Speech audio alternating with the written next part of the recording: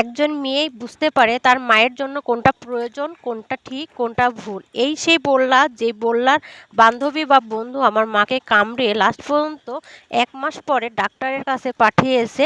এখন এত পরিমাণ কষ্ট করতেছে যা সহ্য করার বাহিরে। ঠোঁট দুটো ফুলে ফেটে কষানি বেরোচ্ছে। চোখটা উপায় নেই। আম্মুর অসুস্থর কথা শুনে যে এসেছি, তারপরেও আমাকে কোনো কাজে হাত দিতে দিচ্ছে না। যে কাজে হাত দিচ্ছে না কেন, সেই কাজটাই হাতে কেড়ে করে নিচ্ছে। আর এদিকে আমার ছেলের রাগ হয়েছে জন্য বারবার মোবাইলটা কেড়ে নিচ্ছে। কেননা সে এখন মোবাইল দেখবে, দেখে দিতে হবে। মাত্র ২৬০ টাকার বিনিময়ে আমার মায়ের মুখের কোটি টাকার হাসি আমি দেখতে পেলাম। কেন এই কথা বলতেছি, ফুল ভিডিও কিন্তু আপনাদের দেখতে হবে, তাহলে বুঝতে পারবেন। এখানে দেখতেছেন একটা মোবাইল ভাঙাচোরা এবং ১ প্যাকেট টিস্যু, যার মূল্য ৬০ টাকা। আর এই মোবাইলের খরচ হয়েছে মাত্র ২০০ টাকা। তো দুটা মিলে হলো ২৬০ টাকা। কেন? আমার মায়ের সঙ্গে যোগাযোগ করার জন্য কোনো ধরনের মোবাইল নেই। বাবাটা বাবা নিয়ে যায়, ২ ভাইটা ২ ভাই নিয়ে যায়। পরবর্তীতে যোগাযোগ করার জন্য চাচাতো বোনের দরকার হয়। এজন্য আমি আমার আম্মুর ব্যবহার দেখে বারবার রেগে যাচ্ছি। তুমি যদি আমাকে কাজ করতে দিবেই না, তাহলে কেন আসতে বললে?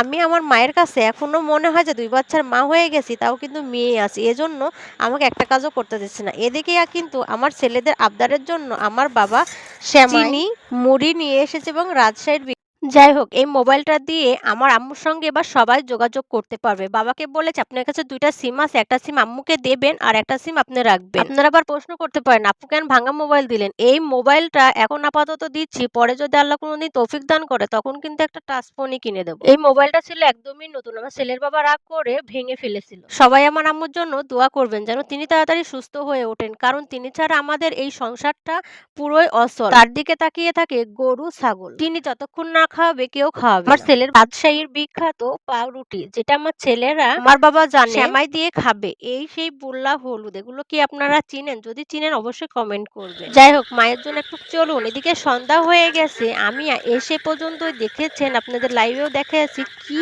পরিমাণ বৃষ্টি। এদিকে ১ সপ্তাহের মধ্যে এরকম ঝপঝপিয়ে বড় বড় বৃষ্টি কখনো পড়ে নাই। এক নিমিষে চারিদিকে কিন্তু ভরে গিয়েছে। আপনাদেরকে কাছ থেকে দেখানোর চেষ্টা করতেছি কোথায় কোন কুলা ব্যাঙ ডাকাডাকি করতেছে। তো কাছে যাইতে পারছি না, যাওয়ার আগ দিয়ে তারা ডুবে যাচ্ছে। তো আমার পা কিন্তু অর্ধেকের বেশিটাই ডুবে গেছে। আর এদিকে নেমে দেখি যে কচুর শাকে ভরে গেছে। ভাবছি যে এগুলো উঠিয়ে রান্না করব। আর এদিকে কুসুরগুলো কিন্তু নুয়ে পড়েছে। আর এদিকে আমার গায়ের পরে আবার একটা মশা কি সুন্দর করে বসে রক্ত খাচ্ছে। তো আমি বলছি, আচ্ছা তোদের রক্ত খাওয়ার দরকার, তো রক্ত খা। আজকে সন্ধ্যার সময় এই সেই চারিদিকের পরিবেশটা কেমন বলুন তো? অন্ধকার ঘুটঘুটে হয়ে গেছে না? এর মধ্যে আমি আমার ভাবি, আমার ২ ছেলেকে এবং আমার চাচাতো বোনকে নিয়ে বলছি চলো বাইরে ছেড়ে দেখি কি অবস্থা। দেখেন, একদিনের বেশি না, দুপুরের পর থেকে কিন্তু এই বৃষ্টিটা হয়েছে। তারপরে কিন্তু চারিদিক ডুবে গিয়েছে। এই বাড়িটাতে যাতায়াত করতে লাগলে অনেক দূর কাপড় উঁচু করে তারপরে কিন্তু পার হওয়া লাগে। আর না হলে অন্যদিকে বের হয়ে তারপর এখানে পার হওয়া লাগে। এর মধ্যে যত রাত গভীর হচ্ছে তত পোকামাকড় কিন্তু ঘরে উঠে আসতেছে। এই যে ঝোপঝাপগুলো দেখতে পাচ্ছেন আগে, সেই ঝোপঝাড় দিয়ে সাপ কিন্তু ঘরে উঠে আসতেছে। কি করবে? সেদিন বলে আমার আম্মু এবং ভাই বলে বড় ৩-৪ হাতের একটা সাপ মেরেছে। তো প্রজাপতিটাকে নিয়ে অনেক ভিডিও করলাম। কেমন লাগছে?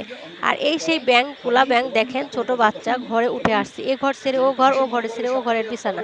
আসসালামু আলাইকুম, সবাই কেমন আছেন? আশা করি সবাই ভালো আছেন। যমজের আম্মুর নতুন একটা ভিডিওতে আপনাদেরকে স্বাগতম। যদি ভালো লেগে থাকে অবশ্যই লাইক, কমেন্ট, শেয়ার দিয়ে কিন্তু পাশে থাকবেন। আজকে এ পর্যন্তই। নেক্সট কোনো ভিডিওতে আবারও আপনাদের সঙ্গে দেখা হবে। দেখেন কোলা ব্যাঙটা কি সুন্দর করে লাফায় লাফায় বেড়াচ্ছে। যত ভিডিও করার জন্য কাছে যাচ্ছি ততই আমাকে ভুলভাল ভুলিয়ে দিয়ে অন্যদিকে কিন্তু চলে যাচ্ছে। আর এই সেই বললা যত গভীর হচ্ছে রাত, আমি দেখতেছি আর অবাক হচ্ছি, ততই যেন এসে একদম দেখেন চাকের মতো করে বসে পড়েছে। তো নেক্সট কোনো ভিডিওতে দেখা হবে। আল্লাহ হাফেজ।